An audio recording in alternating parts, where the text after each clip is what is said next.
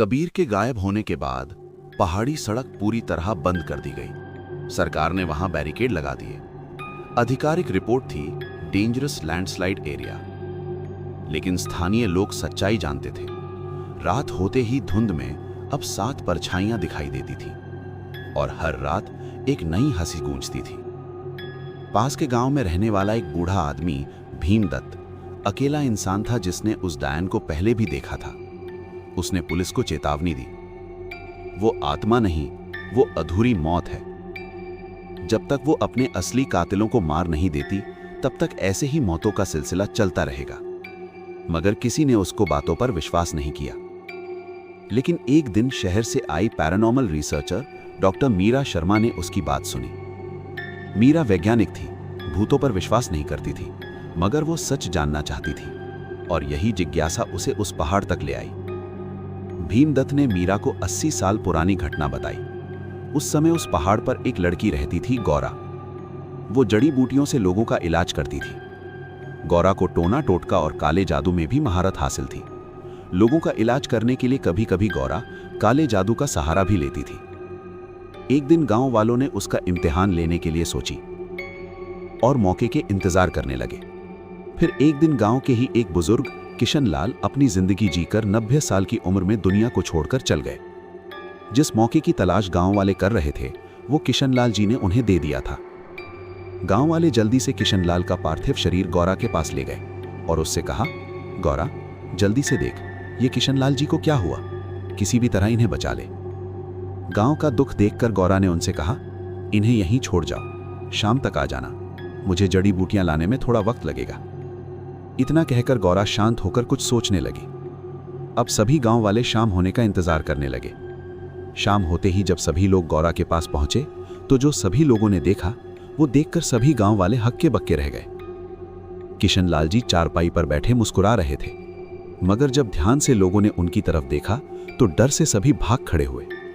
दरअसल अब किशनलाल जी की आंखें बिल्कुल स्याह काली थी और हाथ पैरों के नाखून बहुत बड़े और बिल्कुल काले पड़े हुए थे। एक रात इसी डर और काले जादू की वजह से लोगों ने उसे पकड़ लिया और उसे उसी जंगल में जिंदा जला दिया गया। मरते समय गौरा चीखी और उसने कहा, मैंने तुम्हारी मदद की और तुम लोग मुझे ही मार रहे हो, मगर मैं वापस आऊंगी और तब तुम में से कोई जिंदा नहीं बचेगा। इतना बोलकर वो एक डरावनी हंसी हंसते हंसते मर गई। उसकी मौत अधूरी थी, इसीलिए मरने के बाद उसने डायन का रूप ले लिया। मीरा और भीमदत्त रात में पहाड़ की ओर गए। जैसे ही उन्होंने बैरिकेड पार किया, हवा भारी हो गई, घड़ी रुक गई और दूर सड़क पर 7 आकृतियां खड़ी दिखाई दी। मीरा ने कैमरा उठाया तो लेंस में साफ दिखा, वे सभी लोग थे जो गायब हुए थे, लेकिन उनकी आंखें खाली थीं और चेहरे जले हुए, बिल्कुल गौरा की तरह। भीमदत्त बोला, यहां से चलिए वरना ये हमें भी नहीं छोड़ेगी। भीमदत्त ने इतना कहा ही था कि तभी अचानक धुंध के बीच से वही डायन प्रकट हुई, लेकिन इस बार उसका चेहरा स्थिर था। एक जवान लड़की, आंखों में आंसू, चेहरे पर जलने के निशान। मीरा ने धीरे से कहा, तुम गौरा हो? यह सुनकर पहली बार उसकी हंसी बंद हुई, उसकी आवाज कांपी और उसने कहा, मुझे राक्षस कहा, मुझे जिंदा जला दिया, जबकि मैं उन्हें बचाती थी। इसीलिए उस औरत ने भी मेरा साथ दिया, क्योंकि उसे भी जलाकर मारा गया था। तभी अचानक उसके पीछे 7 परछाइयां तड़पने लगी। साथ ही उस औरत की परछाई भी दिखाई दी जिसे उन गुंडों ने उस रात जलाकर मार दिया था।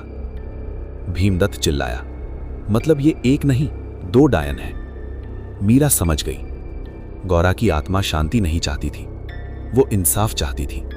हर यात्री उसका नया दुश्मन बन जाता था। लेकिन जैसे जैसे बेगुनाहों की मौतें बढ़ीं, उसका दर्द भी बढ़ता गया। अब वो खुद अपने श्राप को रोक नहीं पा रही थी। मीरा ने निर्णय लिया, अगर तुम्हें मुक्ति चाहिए तो मुझ पर भरोसा करना होगा।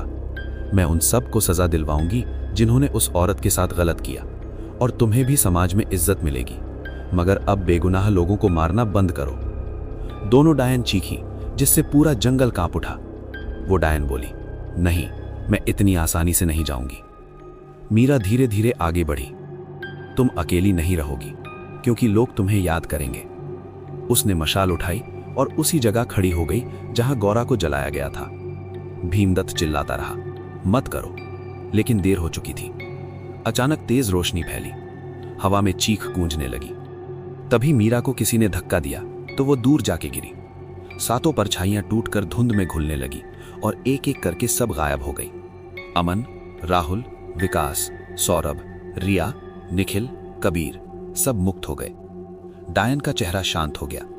पहली बार वो मुस्कुराई और धीरे धीरे राख बनकर हवा में उड़ गई। अगली सुबह पहाड़ी सड़क खुली मिली। कोहरा गायब हो गया था। पक्षियों की आवाज लौट आई। लोगों ने कहा, लगता है वो श्राप खत्म हो गया, डायन चली गई। कुछ महीनों बाद एक नई ट्रैवलर कार उसी रास्ते से गुजर रही थी। ड्राइवर ने सड़क किनारे एक लड़की को देखा। साधारण कपड़े, शांत चेहरा। उसने हाथ उठाकर लिफ्ट मांगी। ड्राइवर ने दरवाजा खोला, लड़की बैठ गई। कुछ देर बाद उसने पूछा, क्या आप अकेले सफर करते हैं? ड्राइवर बोला, हाँ। लड़की हल्का मुस्कुराई। कार के शीशे में उसका प्रतिबिंब दिखा और वो लड़की गायब हो गई। तो दोस्तों, आप सभी को क्या लगता है? क्या सच में गौरा को शांति मिली? क्या उस औरत ने मीरा पर भरोसा किया होगा? अपने विचार कमेंट करके जरूर बताएं।